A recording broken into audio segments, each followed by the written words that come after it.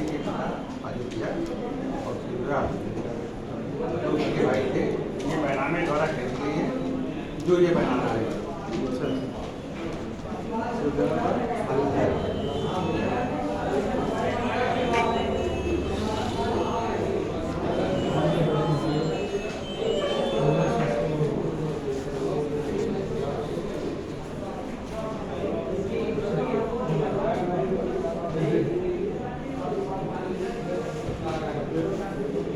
के आधार पर जो है ये जमीन जो है अधिकार पर चली आ रही है। हुआ ये बीच में ये अयोध्या तो ये अकेले सुरजा के लड़कों के नाम आ गई है, अपोजिट वाले नाम अयोध्या का नाम छोड़ गए।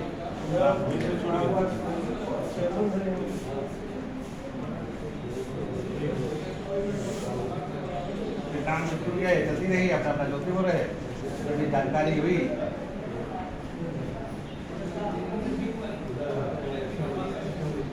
तब ये लैंड पेड़ की तो वहाँ रह गए थे। ये लैंड पेड़ के लिए इसके संबंध में कोर्ट ने एक आदेश दी। ये झूठा कब से ये आदेश दी है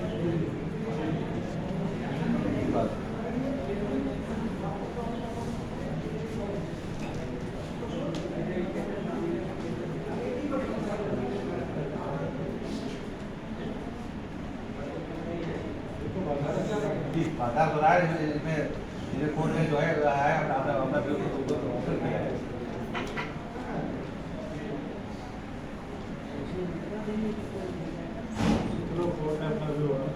हाँ जी जी, तो ये कहाँ से आपका छूटा है जी, जिस कटौनी से छूट गया है जी पिछली कटौनी में होगा, उसके बाद अगली कटौनी छूटा होगा जी, वो दोनों कटौनियाँ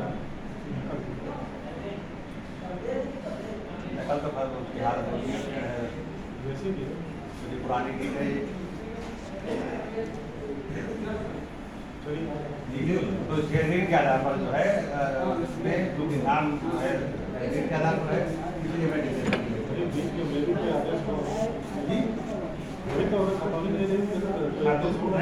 हाँ है आदेश हो जाता है। और प्रतिवादी ने कोई दस्तावेज, प्रतिवादी जो है प्रतिवादी ने कोई भी दस्तावेज ऐसा नहीं दाखिल किया है जो कहे हमारे यहाँ की एक प्रॉपर्टी थी, न तो डीड को स्वीकार किया है।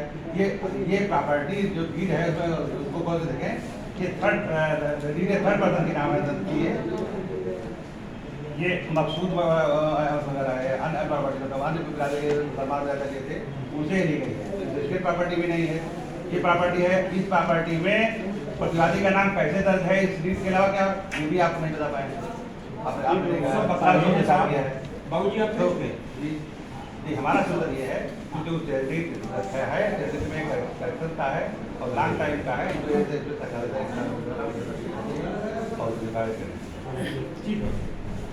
इसमें सरकार हमने अपना WS दाखिल किया 3/8 की तरफ से, 3/8 की तरफ से हमने अपना WS दाखिल किया, जिसमें 3 व 4 के पिता शिवदयाल थे, 3-4 के पिता शिवदयाल थे, 5, 6, 7 के पिता जगन्नाथ थे। प्रतिवादी संख्या 8 उनकी बेवा जगन्नाथ की थी। इस प्रकार प्रतिवादी गण 5, 6, 7 के बाबा शिवदयाल थे और शिवदयाल प्रतिवादी संख्या 8 के ससुर थे।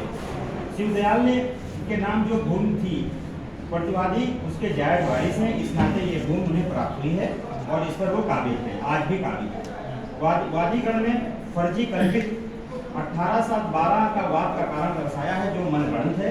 कोई ऐसा न तो फसल बोने से रोकी गई, न ही उस तारीख को ऐसा कोई वाद विवाद हुआ, महज बनावट मुकदमा के लिए फर्जी तरीके से दिनांक डाल करके तैयार किया गया है।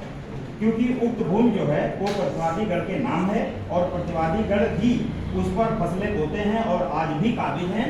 और काबिज के साथ साथ उक्त वाद में जो वादीगण ने इन्होंने जो अपने दावे में न्याय शुल्क जो अदा किया है वो भी बहुत काफ़ी कम किया है, क्योंकि जो जमीन है प्रॉपर्टी इन डिस्प्यूट उस पर मकान काफ़ी अरसा पुराने बने हुए हैं। शीशम के, आम के, लिप्टिस के, अमरूद के, नीम के तमाम सारे पेड़ लगे हैं, बल्कि इन सब तथ्यों को छुपाया है।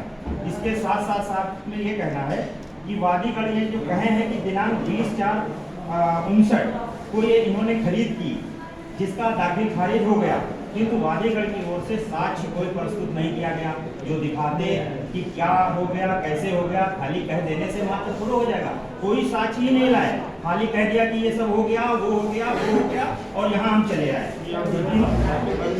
कोई साक्ष्य नहीं दाखिल किया और इसके ना ही इसकी कोई पुष्टि की। दाखिल खारिज क्रेतागढ़ के नाम हुआ, कैसे हुआ, क्या हुआ, कोई कागज तो लाना चाहिए था। ये बैनामा दिनांक जो है 20/4/59 का था, जिसमें ग्राम जलालीपुर की भूमि गाटा संख्या 830 एवं गाटा संख्या 632 और साथ साथ में ग्राम मीरा बेहट, जरा उसमें देखें साहब, इसमें बैनामे में ये देखिए मीरा बेहट, जलालीपुर के साथ साथ मीरा बेहट लिखा है। आपने तथ्यों को छुपाया है, चुराया है। दावे में आपने क्यों मीरा बेहट ये वाली बात क्यों नहीं कहा, दावे में कंसीलमेंट ऑफ फैक्ट क्यों किया? जब जलालीपुर की बात कर रहे थे तो मीरा बेहट की तो बात करना चाहिए था, क्योंकि इसमें लिखा हुआ है, साफ साफ दिया, ये देखिए साहब जलालीपुर और उसके बाद में लिखा हुआ मीरा बेहट। इसकी बात दावे में नहीं किया, ये भी आपने तथ्य को छुपाया। किंतु वादीगढ़ द्वारा अपने वाद पत्र में ग्राम हाँ वो है, लेकिन सब साथ में बैनामा एक साथ में हुआ है, बैनामा तो एक साथ में है, एक साथ में दिखा रहे हैं, अयोध्या को साथ में दिखा रहे हैं, इसको भी नहीं दिखा रहे हैं, सिद्धयाल के साथ अयोध्या को दिखा रहे हैं, मीरा बेहट को भी नहीं दिखा रहे हैं। ये बात बैनामे में आई है। जब जलालीपुर लिख रहे थे तो इसको भी तो लिखते, उसको हम भी आगे आगे दिखाएंगे। इस तरीके से साहब इसमें मेन चीज ये है कि प्रतिवादी जो हैं इसमें इस जमीन में अपनी फसलें बोते हैं, काटते हैं। आज भी हमारा इस पे कब्जा है और इस पे जो मकान बने हैं लगभग 55 सालों से बने हुए हैं। ये अरसा दराज से मकान बने हुए हैं, 55 साल पहले के पुराने।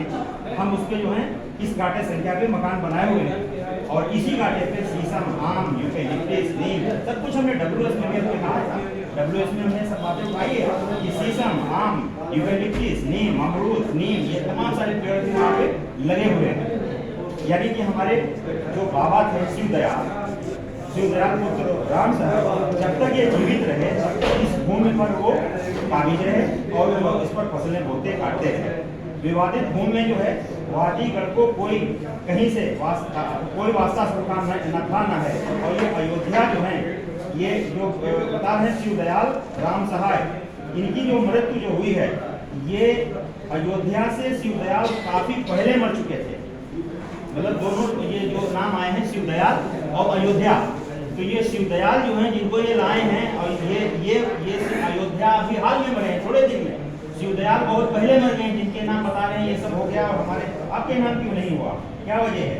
उसके बाद में साहब इसमें हमें ये कहना है कि भूमि गाटा संख्या 683 जो है और 995 वो ये वर्तमान गाटा है।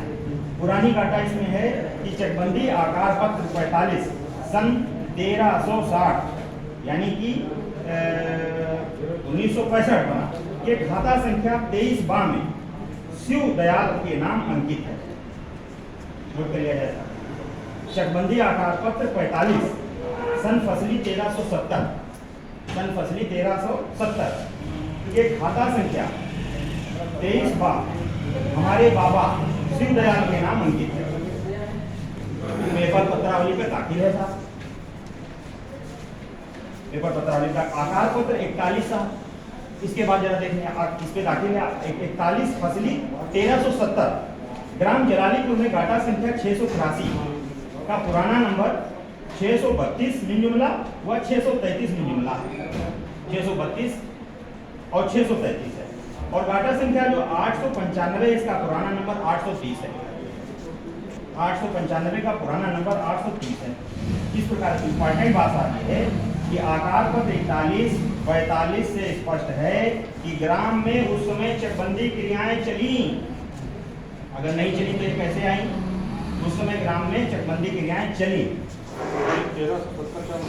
1965 लगभग पड़ा वो, तो उस समय ये ग्राम में चकबंदी क्रियाएं जो है चली साहब। उस समय स्वत्व का निर्धारण अंतिम रूप से सक्षम न्यायालय द्वारा किया जा चुका है। जब 41 है 45 है इसका मतलब है ये क्लियर है कि चकबंदी क्रियाएं चली और वो अपना अंतिम रूप ली, स्वत्व का निर्धारण हुआ अंतिम रूप से सक्षम न्यायालय द्वारा। आदर जो भी हुआ वो हुआ, जिसकी पूरी जानकारी इनको वादीगढ़ को और इनके पिता अयोध्या को रही। इसीलिए अयोध्या जी ने अपने जीवन काल में ये दावा क्यों नहीं लाए क्योंकि इनको जानकारी थी, साहब पॉइंट नोट कर लिया जाए। अयोध्या जी ने अपने जीवन काल में क्यों नहीं आए दावा लेके? वो चले गए तब ये बच्चे पैदा हुए, बताया कि ये था गाना सिटी बजा दिया कि ऐसा था वैसा था कैसा था, सब काल्पनिक है, कुछ नहीं साबित कर पा रहे हैं। अयोध्या जी ने ये कहा, अयोध्या जी जब चले गए खत्म हो गए तब ये आगे लेके कि भाई अभी ऐसा था। तो कहने का मतलब साहब ये है कि अयोध्या की मृत्यु चकबंदी होने के काफी समय बाद हुई। साहब नोट कर लिया जाए, अयोध्या की जो मृत्यु हुई है, अयोध्या की जो मृत्यु हुई है चकबंदी होने के काफी समय बाद हुई है। जबकि शिवदयाल की जो मृत्यु हुई है ये बहुत पहले हो गई। शिवदयाल की मृत्यु जो हुई वो बहुत पहले हुई। अब एक साहब इसमें इशू नंबर 2 बना, जरा उस इशू के बारे में हम कहना चाहेंगे, देख लिया जाए। इशू नंबर 2, इशू नंबर 2 इस आशय का बना साहब कि क्या वादवादी धारा 49 चकबंदी अधिनियम व धारा 11 जो चकबंदी अधिनियम से बाधित है, ये इशू बनाया गया। ये इशू बना, इशू नंबर 2। तो इस इशू में ये कहना कि जब 1963 में चकबंदी हुई, 1963 में जब चकबंदी हुई तो चकबंदी क्रियाएं संपन्न हो गई। स्पष्ट है कि भूमि क्रय करने के बाद ग्राम में चकबंदी क्रियाएं संपन्न हुई, जिस कारण वादजोत चकबंदी अधिनियम की धारा 49 से बाधित है। इसके जो इशू बना था इस पर हम इसका स्पष्टीकरण कि जब चकबंदी चली, चकबंदी क्रियाएं वहां पे नहीं हुई, तो इससे ये बाधित है। हमारा इशू जो बना उस पे ये हमारा क्लियरिफिकेशन है। इसका मतलब ये है कि इन्होंने चकबंदी के आदेश वाली बात भी या नहीं बताई, नहीं कही। तो इसके बाद में हमसे ये हमें कहना है साहब कि विवादित भूमि जो है ये पूरे जीवन भर शिवदयाल जो थे, यानी कि जो हमारे सगे बाबा थे शिवदयाल, ये काबिज रहे और उनके मरने के बाद हम वारिस बने और उसके बाद हम उस पर आज भी काबिज हैं और वारिस हैं, बोते जोते हैं। हमारे मकान भी बन चुके हैं, बहुत सारे पेड़ भी लगे हैं। कोई फर्जी इंद्राज अगर हमारे बाबा के नाम होता तो अयोध्या वाद जरूर प्रस्तुत करते, क्यों नहीं किया साहब? अगर फर्जी था अपने जीवन काल में वो एक बार ये तो जमीन थी, कोई कूड़ा घर तो था नहीं, या इतना वो ये आज इतना जम के आ गए तो वो नहीं जमते। उन्होंने अपने जीवन काल में कहीं कोई दावा नहीं किया, क्योंकि उनको साहब जानकारी थी। निहायत झूठे तथ्यों पर न्यायालय को गुमराह करने के लिए ये वाद बिना किसी वाद का कारण के योजित किया है, जो निरस्त किया जाने योग्य है। वाद का कारण जो पैदा किया गया है ये महज बनावट मुकदमा है साहब, क्योंकि वादी ने प्रतिवादी के विरुद्ध एक इंजंक्शन सूट भी सिविल कोर्ट में इसी से संबंधित दाखिल किया। जो सिविल कोर्ट में जो चल रहा है ये हिसाब देख लिया जाए दीवानी न्यायालय में। इसके संबंध में हम अभी वो जो कागज है वो भी दाखिल करेंगे। सीतापुर के यहाँ 18/8/12 को योजित किया, 18/8/12 को योजित किया। ये वादी करने हमारे खिलाफ सिविल कोर्ट भी गए। उक्त वाद की में इनकी अनुपस्थिति के कारण न्यायालय द्वारा खारिज किया जा चुका है। वादी की अनुपस्थिति में ये दावा जो है खारिज किया जा चुका है। 7/10/2017 को खारिज किया, 7/10/2017। आदेश की मूल प्रति फेरिस्त के साथ अभी हम दाखिल करेंगे साहब। इस प्रकार वादीगढ़ का झूठ पूरा साबित है साहब। वादीगढ़ ने बनावटी ढंग से झूठे कथनों पर यह दावा दाखिल किया है। मैं हर्जे के ये खारिज किया जाएगा। और ये शिवदयाल जो है ये संक्रमणित भूमिधर रहे हैं और इनकी मृत्यु के बाद से हम बराबर विरासत से आए हैं और हमारा कब्जा है। अब ये जलालीपुर वाली बात जो हमने कहा साहब, मीरा बिहट में भी तो नंबर थे, इसकी बात दावे में क्यों नहीं की गई? दाखिल खारिज के 2 नंबर जलालीपुर के हैं और 3 नंबर जो है मीरा बिहट के हैं। इसके साथ साथ आपने अपनी साक्ष्य भी दाखिल की है, जरा साक्ष्य पे चलेंगे साहब। साक्ष्य